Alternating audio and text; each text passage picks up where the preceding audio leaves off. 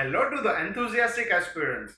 Welcome back to our channel. And for those who are new, I am Pat Sangani and I am your guiding light towards visa and immigration process for the countries like Canada, Australia, New Zealand, UK, USA, etc.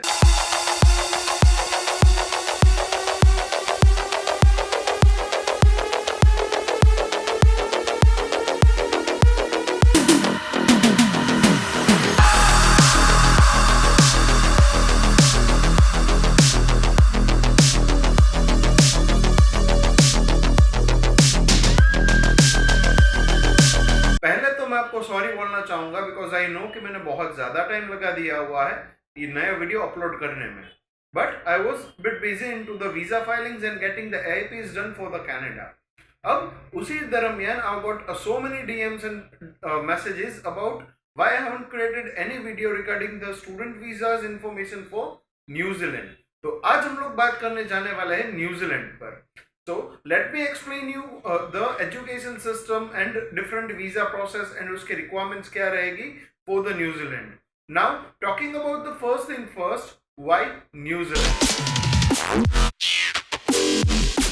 अगर आप reasons find कर रहे हो कि भाई New Zealand में education क्यों ले या न्यूजीलैंड पढ़ने के लिए क्यों जाए, then let me tell you that New Zealand की जो universities है are among the top 3% of the world's university, which provides you a wide study choices. उसके अलावा they also provide you an innovative way of learning and it is also a globally recognized education जो पूरे world में उसके education recognize रहता है या उसको recognition मिलता है.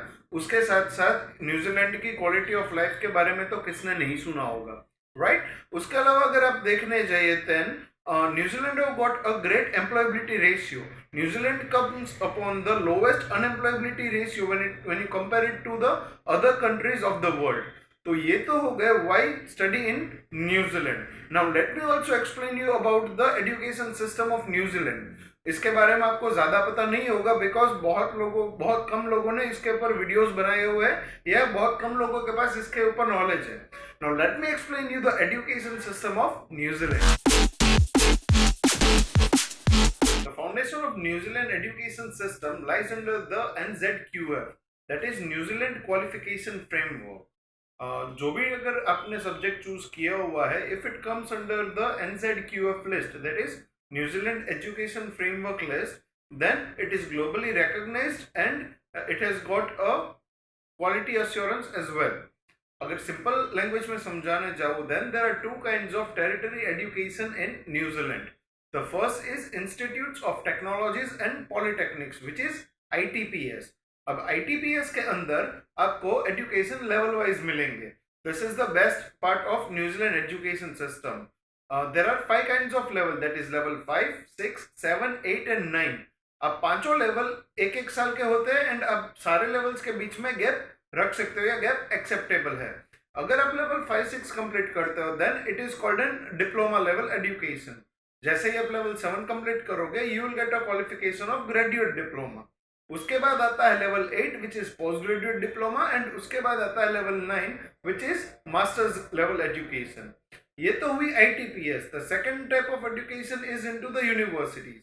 New Zealand have got near about 8 government funded universities which will provide you with the bachelor's degree and master's degree programs. Bachelor's degree can be of 3 years and 4 years, depend upon the level of subject you choose, the type of education you choose, the type of courses you choose.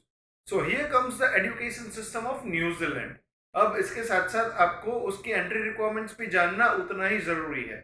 Then let's talk about the entry requirements to take an admission into this colleges and universities for New Zealand. अगर entry requirements की बात की जाए then New Zealand accepts IELTS and PT both as the designated learning institute languages. Now उसके अंदर requirements क्या हो सकती है?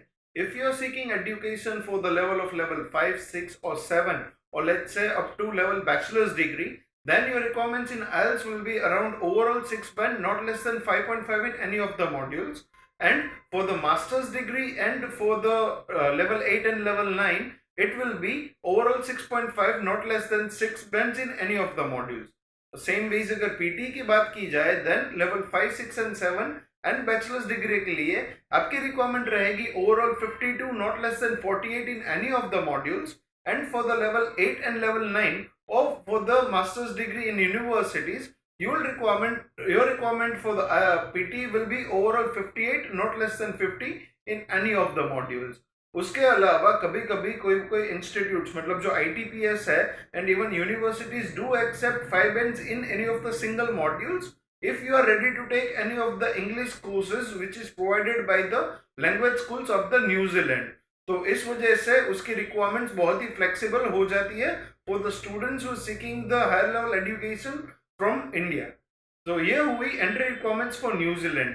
अब now coming up to the main part of the education which is fees and fundings, जिसके लिए parents बहुत ही ज्यादा परेशान रहते हैं. And yes, to be honest, New Zealand की जो फंडिंग प्रोसेस है या जो फीस पेमेंट प्रोसेस है is bit tricky when you compare it with the other countries like UK and Australia. So let me explain you about the fees and fundings of New Zealand. अगर fees की बात की जाए तो approx fees for studying in level 5, 6 and 7 in ITPS and for the bachelor's degree in university will cost you around 18,000 New Zealand dollars to 25,000 New Zealand dollars per annum. And for studying in level 8 or 9 in ITPS and master's degree in university will cost you around from 22,000 New Zealand dollars to 30,000 New Zealand dollars. अब ये तो हुई आपकी fees for studying into ITPS and universities.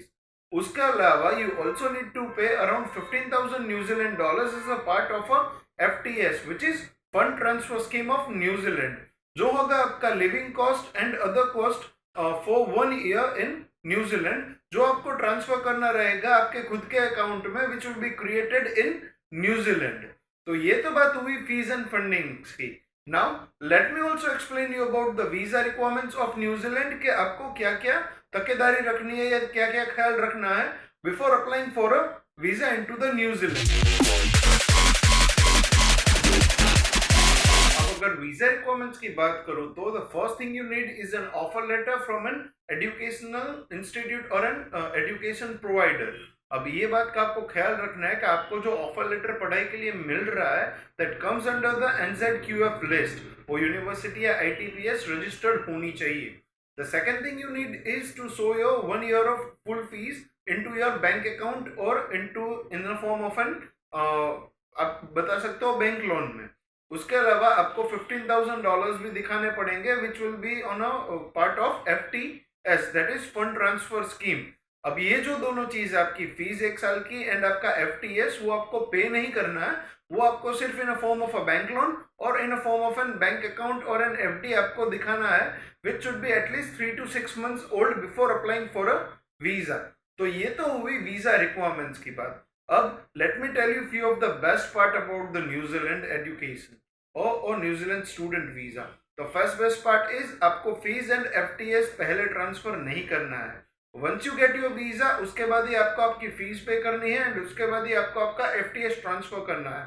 So this ends up saving you a lot of money. आप सिर्फ पे कर रहे हो न्यूजीलैंड वीजा फीस जो कि करीबन है सिर्फ 15,000 INR, 15,000 रुपए. उसके अलावा आपको एक पैसा का भी खर्चा नहीं है to apply for an student visa in New Zealand. अगर आपका वीजा सिक्योर होता है then and then only you need to pay all of this things. उसके अलावा the second best part is you can bring down your spouse together if you are going for level 8 और level 9 education in New Zealand. आप spouse तो ले ही जा सकते हो साथ में. उसके अलावा the best part is the post graduation work permit. If you are studying level 5, 6 or 7 or bachelor's degree, you are eligible for up to 2 years of post graduation work permit out of Auckland. And अगर आप masters degree पढ़ाई कर रहे हो या level 9 पढ़ाई कर रहे हो then you are eligible for up to 3 years of post graduation work permit which is the best part. और दुनिया की कोई भी कंट्री इतनी वर्क परमिट आपको प्रोवाइड नहीं करती है after taking the education into that particular country. And उसके अलावा New Zealand got an easy PR scheme और इजी PR सिस्टम. न्यूजीलैंड के PR बहुत ही ज़्यादा इजी है अगर उसके क्राइटेरियाज को आप अगर पहले से ही ध्यान में रखें एंड उसके हिसाब से ही आप वहाँ पर पढ़ाई करें एंड आपकी जॉब फाइंड करें. तो ये तो मैंने आपको बता दिया न्यूजीलैंड का A to Z. Please note कीजिएगा कि this was the bit information about the education system and studying and student visa in New Zealand. इसके बारे में in depth information topic wise मैं इन फ्यूचर कवर करूंगा in near by future videos. अगर आपको मेरे वीडियोस पसंद आते हैं, please like and subscribe to our channel and also hit the bell icon button and share it with your fellow aspirants as well, so that बाकी सारे बच्चों को भी एप्ट इन्फॉर्मेशन एंड सच्ची इन्फॉर्मेशन मिलती रहे। क्योंकि आपको भी पता है कि ये फील्ड में गलत इन्फॉर्मेशन देने वाले बहुत सारे लोग पड़े हुए हैं। So please like share and subscribe to our channel and hit the bell icon button. उसके अलावा you can always DM me your suggestions, you can always put down your recommendations into the comment section below. Till then, have a dazzling career ahead.